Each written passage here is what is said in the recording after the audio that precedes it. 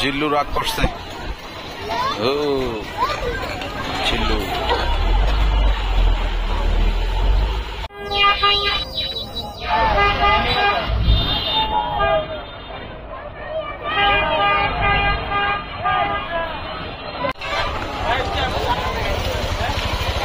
গরু বাজার আইসা যে কেতা, গরুর থেকে কেতা বেশি,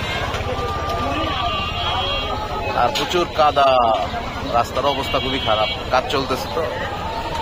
নেউরা গরু বাজারে এখনো ম্যাক্সিমাম জায়গা প্রচুর খালি আছে। আস্তে আস্তে বিভিন্ন গরু যারা বিক্রি করবে তারা আস্তে আস্তে নিয়ে আসতেছে। আসলে কালকের থেকে মনে হয় যে প্রতিটা স্টলে মানে প্রতিটা গরুর জায়গা এখনো খালি থাকবে না, প্রচুর গরু থাকবে। এগুলো প্রচুর খালি এখনো, হয়তো বা 500-600 গরু উঠছে, বাকি সবগুলোই খালি।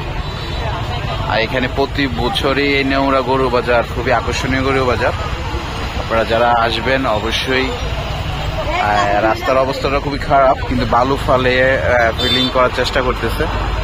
আশা করি আপনারা আসলে সুন্দর জাঁকজমক গরুর হাট পাবেন এই নেউরা গরু বাজারে। কত গয়?